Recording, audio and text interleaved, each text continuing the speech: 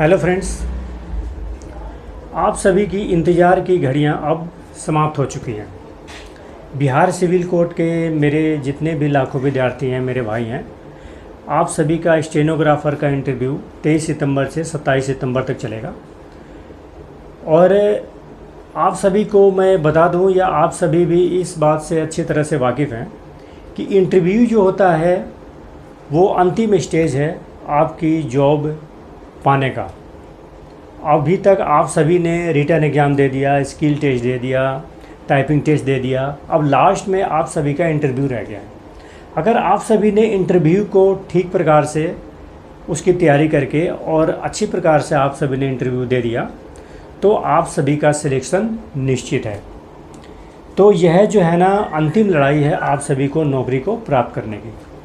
तो इंटरव्यू बहुत ही संभल के, सुरुचिपूर्ण ढंग से, नोबल पर्सन बन के, जेंटलमैन बन के आप सभी को इंटरव्यू देना पड़ेगा, तभी आप सभी का इंटरव्यू क्लियर हो पाएगा। अब आइए समझते हैं कि किसी भी इंटरव्यू को देने के लिए मेन टॉपिक्स क्या होते हैं, कुछ मेन ट्रिक्स क्या होते हैं, आप सभी को किस प्रकार से इंटरव्यू की तैयारी करनी है। आप सभी का स्टेनोग्राफ़र का इंटरव्यू होने जा रहा है 23 सितंबर से 27 सितंबर तक। तो आइए समझते हैं। सबसे पहले मैं आप सभी को कुछ स्पेशल बताऊंगा। पहले इंटरव्यू में कुछ स्पेशल पॉइंट्स होते हैं। सबसे पहले होती है एंट्री। आप सभी जिस इंटरव्यू हॉल में एंट्री करते हैं, सबसे पहले यानी कि सबसे पहला स्टेज होता है एंट्री। आपके एंट्री करने का तरीका बहुत ही शांतिपूर्ण ढंग से होना चाहिए। कोई घबराहट नहीं, कोई बेचैनी नहीं, बिल्कुल स्ट्रेट सीधा चलते हुए आप सभी को एंट्री करना है। उसके बाद आते हैं, दूसरा नंबर है ग्रीटिंग। ग्रीटिंग्स का मतलब होता है अभिवादन करना। जैसे आप इंटरव्यू हॉल में एंट्री कर जाएंगे एक सज्जन मैन, जेंटलमैन बनकर, तो आपको अभिवादन कैसे करना है इंटरव्यूअर को। जो वहाँ पर साक्षात्कार लेने वाले इंटरव्यूअर कम से कम 4 से 5 बैठे रहते हैं, उनकी 4 से 5 लोगों की एक टीम होती है। तो आप उन सभी का अभिवादन किस प्रकार से करेंगे। आपको हाथ जोड़ के नमस्कार करना है, स्ट्रेट खड़े रहना, सीधा खड़े रहना है, बॉडी लैंग्वेज आपकी ठीक होनी चाहिए, हाथ जोड़ के नमस्कार करना है।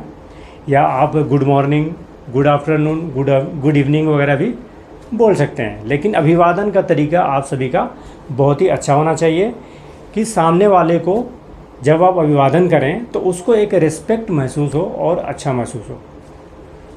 आइए अब तीसरे पॉइंट की बात करते हैं। तीसरा पॉइंट है आप सभी का बॉडी लैंग्वेज।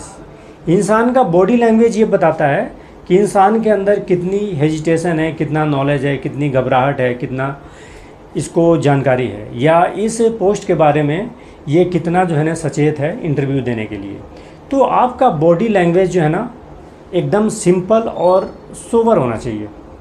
ज़्यादा हिलना डुलना नहीं है, स्ट्रेट रहना है और सीधे होकर बैठना है और सीधा देखना है।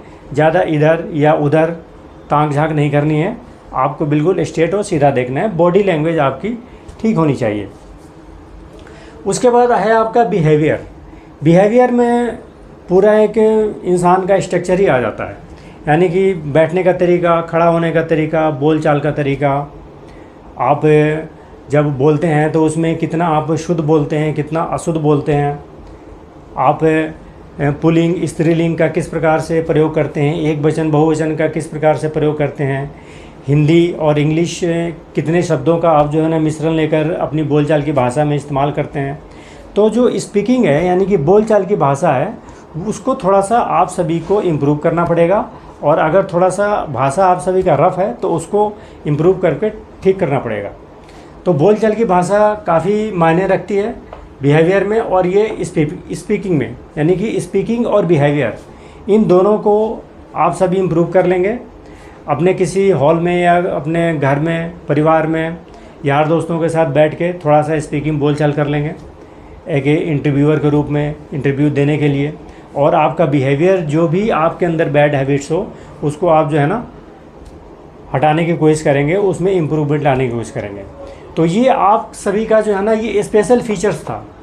स्पेशल फीचर्स में आप सभी का entry greeting, body language, behaviour और स्पीकिंग, ये 5 चीज़ें होती हैं स्पेशल में जिसका विशेष ध्यान रखना पड़ता है। अब समझते हैं जब आप वहाँ पर सीटिंग कर जाएंगे यानी कि बैठ जाएंगे वहाँ पर जब आप इंटरव्यूअर के सामने बैठ जाएंगे तो इंटरव्यूअर सबसे पहले आपसे क्या कहेगा, आपका सेल्फ इंट्रोडक्शन लेगा। सेल्फ इंट्रोडक्शन का मतलब होता है अपना परिचय। अब अपना परिचय आप इंग्लिश में देंगे, हिंदी में देंगे, किस प्रकार से देंगे वो आपको डिसाइड करना है, उसकी तैयारी आप भली भांति कर लेंगे। उसके बाद है फैमिली के बारे में पूछताछ। जब आप सेल्फ इंट्रोडक्शन देंगे तो उसी में फैमिली बैकग्राउंड के बारे में भी पूछताछ किया जाता है। आपने इससे पहले भी किसी प्राइवेट कंपनी वगैरह में जॉब पाने के लिए इंटरव्यू वगैरह दिया होगा और सभी मेरे भाई लोग देते रहते हैं हमेशा। तो सेल्फ इंट्रोडक्शन में अपना इंट्रोडक्शन आता है, उसके बाद फैमिली बैकग्राउंड, कुछ समाज के बारे में भी पूछताछ किया जाता है। उसके बाद है डिपार्टमेंट। डिपार्टमेंट का मतलब ये है कि आपने किस डिपार्टमेंट से नौकरी के लिए अप्लाई किया हुआ है, उस डिपार्टमेंट के बारे में आप क्या जानते हैं, आपको कितना नॉलेज है उस डिपार्टमेंट के बारे में। कुछ अपने शब्दों में उस डिपार्टमेंट के बारे में बताइए। अगर जैसे बिहार सिविल कोड का आप स्टेनो का इंटरव्यू देने जा रहे हैं तो आपको Bihar civil court, Patna high court और जो भी आप सभी का जो है ना कानूनी प्रक्रिया होता है किसी भी कोर्ट के तहत, उसके बारे में आप सभी को थोड़ा नॉलेज होना चाहिए। और आप जिस पोस्ट के लिए इंटरव्यू देने जा रहे हैं उसके बारे में आपको जानकारी होनी चाहिए। उसके बाद है स्टेट। आप किस स्टेट से बिलोंग करते हैं, आप जिस भी स्टेट से बिलोंग करते हैं उसके बारे में जो है ना आपको जानकारी होनी चाहिए उस स्टेट्स के बारे में। तो ये जीके का प्रश्न आ गया, स्टेट के बारे में, राज्य के बारे में पढ़ लीजिएगा। उसके बाद जॉब प्रोफाइल। जॉब प्रोफाइल का मतलब ये है कि आप स्टेनोग्राफर का इंटरव्यू देने आए हैं तो इसकी जॉब प्रोफाइल के बारे में बताइए। आई मीन टू से कि जॉब प्रोफाइल मीन्स कि इस जॉब में क्या काम करना पड़ता है एक स्टेनोग्राफर को किसी भी कोर्ट में, चाहे वो हाई कोर्ट हो, सुप्रीम कोर्ट हो या सिविल कोर्ट हो, जहाँ भी स्टेनोग्राफर होते हैं तो उनका जॉब प्रोफाइल क्या होता है। एक स्टेनोग्राफर को क्या क्या काम करने पड़ते हैं, सुबह 10 बजे से लेकर शाम के 5 बजे तक उनका ड्यूटी टाइमिंग क्या होता है, कि कौन कौन से वो मेन वर्क्स करते हैं और बेसिक उनका काम क्या होता है, उनकी सैलरी क्या होती है, उनका आने जाने का टाइम क्या होता है, वगैरह वगैरह। इसके जॉब प्रोफाइल के बारे में आप सभी को पूरी जानकारी होनी चाहिए। अगर किसी भी प्रकार का कन्फ्यूजन हो ना तो आप सब मुझसे डायरेक्ट फ़ोन से बात कर सकते हैं या व्हाट्सएप नंबर पे मुझे व्हाट्सएप करें, कमेंट्स करें। कमेंट्स के माध्यम से भी आप सब अपने हर प्रकार के कन्फ्यूजन को दूर कर सकते हैं। उसके बाद है जीके। जीके का मतलब है जनरल नॉलेज। आपका जनरल नॉलेज का स्ट्रक्चर भी कुछ ठीक ठाक होना चाहिए, अच्छा होना चाहिए।